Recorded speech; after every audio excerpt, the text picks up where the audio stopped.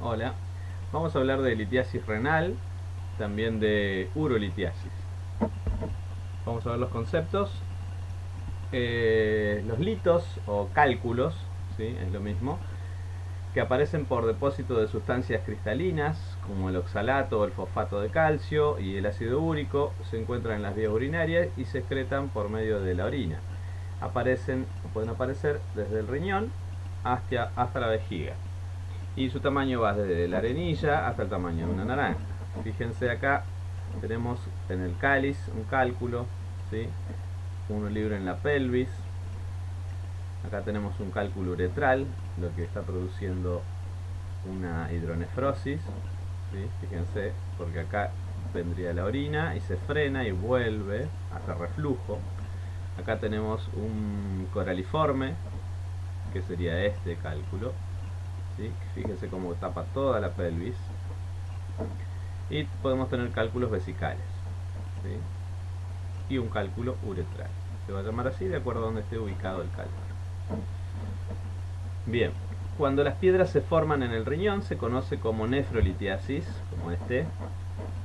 Y cuando se forman en cualquier otra parte de la vía urinaria, ejemplo la vejiga, se les llama urolitiasis. Entonces tenemos los nefrolitiasis, ¿sí? O los urolitiasis. Bien, fisiopatología. Cuando la concentración de una sal insoluble en la orina es muy alta, ¿sí? O sea que está súper saturada, se pueden formar cristales. Normalmente estos cristales se dispersan y se eliminan porque los enlaces que los tienen unidos son débiles. Sin embargo, si esos enlaces son más fuertes, porque se desarrolla un núcleo de cristales estable, se forma un cálculo. Más a menudo se forman cristales alrededor de una matriz orgánica o de un núcleo de mucoproteínas para convertirse en un cálculo. El estímulo necesario para que se inicie la cristalización en la orina supersaturada puede ser mínima, como por ejemplo la ingestión de comida con alto contenido en sales o la disminución del aporte hídrico si tomamos poca agua, o sea, menos de 1,5 litros diario. Como ocurre también durante el sueño, ¿sí? Permiten que la concentración aumente hasta el punto de que pueda producirse la precipitación y se formen y crezcan los cálculos. Cuando el aporte hídrico es el adecuado, no se produce el crecimiento de los cálculos, ¿sí? Por eso la importancia de tomar agua. Bien, seguimos con la fisiopatología.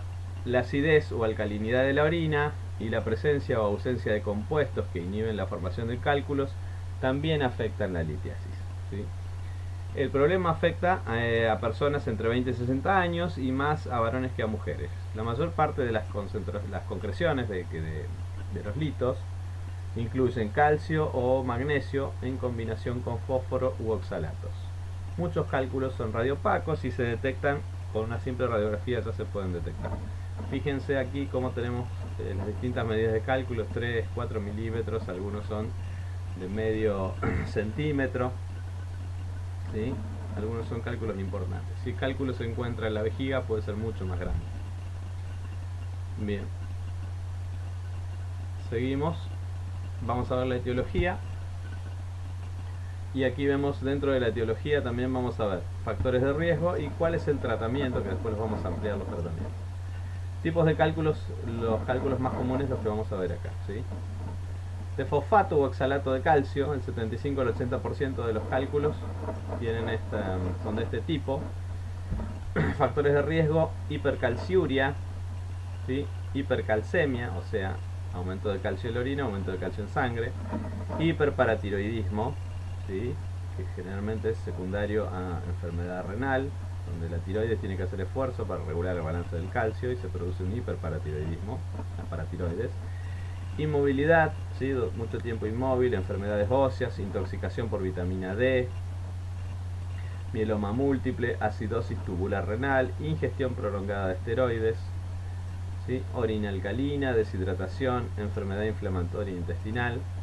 Todos estos son factores de riesgo para producir este tipo de cálculos, ¿sí? Por excesos de calcio, excesos de fósforo. Entonces, estas patologías que vimos acá, algunas, producen excesos de esto. Farmacológicamente se tratan con diuréticos derivados de tiazidas, fosfatos, fármacos que unen calcio. En cuanto a la dieta, limitar los alimentos hipercalcémicos, ¿sí? Oxalatos, aumento de alimentos que acidifican la orina. Otros, aumento de la hidratación, obviamente, y del ejercicio. Otro tipo de cálculos, la estrubita, el 15 al 20%, ¿sí? Factores de riesgo son las infecciones vesicuretrales, especialmente infecciones por proteus, ¿sí?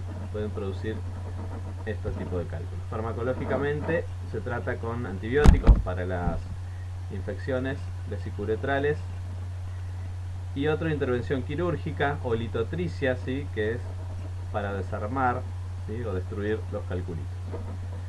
Otros cálculos comunes son de ácido úrico, del 5 al 10%, ¿sí? Factor de riesgo es tener la enfermedad llamada gota, que es el aumento de ácido úrico, aumento de la ingestión de purinas, ¿sí? Y de ácido úrico. Farmacológicamente hablando, se trata con citrato potásico, alopurinol, ¿sí? Para la gota, dietas pobres en purinas, ¿sí? Que son mariscos y demás, aumentos en la hidratación, obviamente, más de 1,5 litros de agua diaria. Y cistina, que es raro de ver, pero pueden haber litros de cistina, se deben por defectos congénitos y en la orina ácida, ¿sí? Penicilamina, bicarbonato sódico, se da para tratar la acidez de la orina, restricción de sodio, ¿sí? Aumento de la hidratación, obviamente. Bien, esto que vimos acá son los cálculos más comunes, los factores de riesgo y su tratamiento. Cálculos renales, las manifestaciones clínicas, ¿sí? Vemos con dolor típico, ¿sí? A menudo pueden ser asintomáticos, ¿sí? Cuando recién empiezan, o si son los cálculos muy pequeños, ¿sí? También puede haber dolor agudo, sordo en el costado, ¿sí? Hematuria microscópica y manifestaciones de infecciones vesicouretrales. Fíjense, ahora vamos a ver que este dolor es típico y característico en un cólico renal. Cálculos uretrales, cólico nefrítico, también llamado cólico renal, ¿sí? Dolor intenso agudo en el costado del lado afectado, a menudo irradiado a la región suprapúbica, ingles o genitales externos, y puede ir acompañado de náuseas, vómitos, palidez, piel fría, ¿sí? Con diaforesis. Ahora vamos a especificar el cólico renal. Cálculos vesicales pueden ser asintomáticos también si son pequeños, como arenilla, dolor suprapúbico sordo, posiblemente asociado con el ejercicio de la micción, ¿sí? Hematuria macroscópica o microscópica, o sea que es una hematuria franca que se ve, la macroscópica, y manifestaciones de infecciones vesicuretrales. Fíjense acá, el cólico renal o nefrítico, así se llama. Dolor intenso agudo en el costado, ¿sí? Que uno cuando hace puño percusión da positivo, ¿sí? Generalmente se desarrolla cuando un cálculo obstruye el uréter causando espasmo uretral. El dolor cólico puede irradiarse a la región suprapúbica, ingle, genitales externos, el escroto, los labios. La intensidad del dolor causa a menudo respuesta simpática con náuseas, ¿sí? Todos signos gastrointestinales. Aparte, palidez, piel fría, ¿sí? Diaforesis. Fíjense, el dolor comienza acá y se irradia, ¿sí? Por los flancos hasta llegar a la ingle y a la zona suprapúbica hasta la ingle. Fíjense, siempre hace ese recorrido, el recorrido del cálculo, ¿sí? Porque pasa por los uréteres. Bien, eso es muy doloroso, no hay posición, ¿sí? Bueno, no le podemos decir al paciente póngase de tal posición o póngase de tal posición para que le pase. El paciente solo busca acomodarse donde menos le duela, ¿sí? Habitualmente es encorvado y en alguno de los laterales, pero el paciente solo busca la posición más cómoda, ¿sí? No hay una posición a definir donde duela menos. Depende del tamaño del cálculo, de la ubicación, por qué recorrido vaya, del uréter, ¿sí? Es muy variable. El tratamiento, en este caso, por ejemplo, en un episodio agudo de cólico nefrítico, se trata con analgésicos e hidratación. Se administra analgésico opiácido, como la morfina, por vía intravenosa para aliviar el dolor, reducir el espasmo uretral, ¿sí? También la indometacina, que es un antiinflamatorio no esteroide. Se puede administrar por supositorio, ¿sí? Y puede reducir la cantidad de analgésicos opioides necesarios para el cólico. Los líquidos por vía oral o intravenosa reducen el riesgo de formación de más cálculos y promueve la diuresis para poder eliminar. Otra cosa importante cuando pasan estos episodios agudos es la dietoterapia. Se recomienda aumentar el aporte hídrico de 2,5 a 3 litros día, independientemente de la composición del cálculo, ¿sí? Un aporte hídrico que asegure la producción de aproximadamente 2 a 2,5 litros de orina al día previene que las sales formen cálculos, se concentren lo suficientemente como para precipitarse. Dietoterapia. La dieta tiene más eficacia con cálculos por anormalidades metabólicas como consecuencia de la mayor excreción de los constituyentes, como por ejemplo hipercalciuria o alteraciones de las propiedades fisicoquímicas de la orina cuando hay acidez. Si hay concreciones de calcio en combinación de fósforo, la dieta elegida será disminuir el calcio y el fósforo, ¿sí? La orina se acidifica. En los cálculos de ácido úrico se prescribe una dieta con pocas purinas, o sea mariscos y vísceras, para disminuir la excreción de aquello en orina. Otro tratamiento, aparte de medicación, dietoterapia, hidroterapia, es la litotripsia, o ondas de choque extracorpóreo. Consiste en un haz de choque orientado hacia el cálculo del riñón, con un corte transversal, que lo reduce en fragmentos más pequeños o arenillas, ¿sí? Que eso permite que pase por las vías urinarias. La necesidad de anestesia para efectuar el procedimiento depende del aparato, la duración de la sonda de choque, y se mide de acuerdo al electrocardiograma para evitar disritmias, ¿sí? No produce daño generalmente en otros tejidos, pero múltiples choques producen incomodidad. Seguimos con el tratamiento. Métodos endurológicos para la eliminación de cálculos. Se realiza nefrostomía percutánea, se introduce un nefroscopio por la dilatación percutánea hasta el parénquima renal, hasta ahí se llega. El cálculo puede extraerse con forceps o con una canastilla para cálculos, ¿sí? Los pequeños fragmentos y las pulverizaciones se irrigan y se aspiran hacia el sistema colector. El procedimiento se ejecuta con anestesia local o tópica. Después de extraer el cálculo se deja el tubo de nefrostomía percutánea en el lugar por un tiempo, ¿sí? Para asegurarse que no ocurra a través de una obstrucción, por edema o por coágulos de sangre, ¿sí? Las complicaciones más comunes son las hemorragias, infección y extravasación urinaria. Entonces, después de sacar eso, se deja abierto o permeable el canal. Ureteroscopía. Consiste en la visualización y acceso del uréter por una inserción con instrumento a través de un ureteroscopio colocado por cistoscopía, ¿sí? Los cálculos se extraen o se fragmentan con el uso de rayo láser, litotripsia, electrohidráulica o ultrasonido, y después se elimina. Se inserta una sonda, se deja en lugar por 48 horas, ¿sí?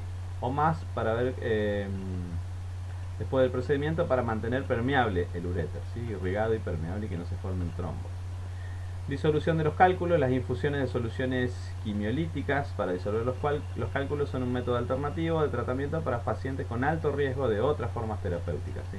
Para quienes rechacen los otros métodos. Y finalmente la eliminación quirúrgica está indicada si los cálculos no responden a las otras terapias, ¿sí? Y también para corregir anormalidades anatómicas del riñón con el fin de mejorar el drenaje urinario. ¿Cuáles son las complicaciones que tienen los cálculos renales? En cualquiera de las vías, ya sea en la parte de los riñones, en los uréteres, en la vejiga, en la uretra, ¿sí? Los cálculos pueden obstruir la vía urinaria en cualquiera de esos puntos. Si la obstrucción se desarrolla lentamente, puede que no se produzcan síntomas o sean escasos, ¿sí? Cuando hay una obstrucción repentina o aguda, ¿sí?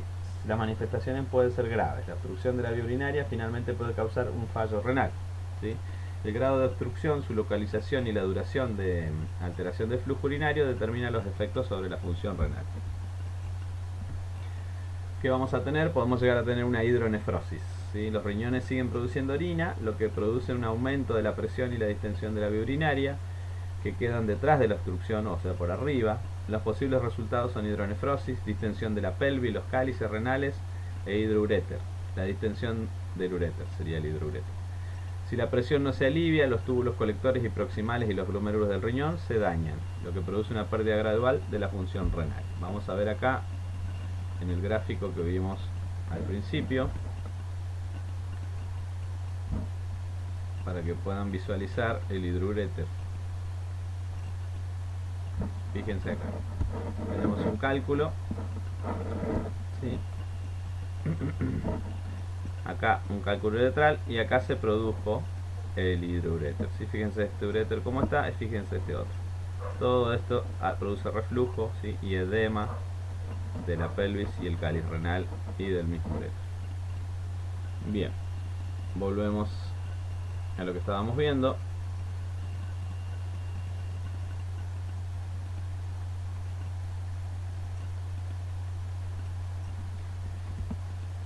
Bien, dijimos que la hidronefrosis puede producir un fallo renal.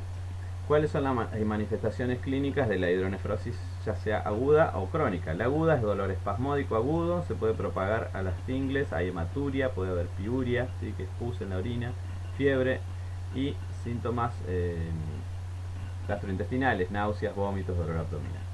Cuando la hidronefrosis es crónica, ¿sí?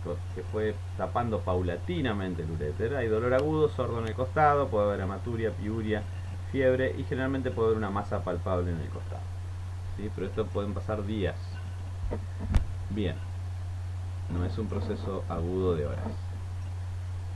También puede haber infección, que es otra de las complicaciones más comunes. La éstasis urinaria asociada con una obstrucción total o parcial aumenta el riesgo de infección de la vía urinaria y pueden aparecer infecciones vesicuretrales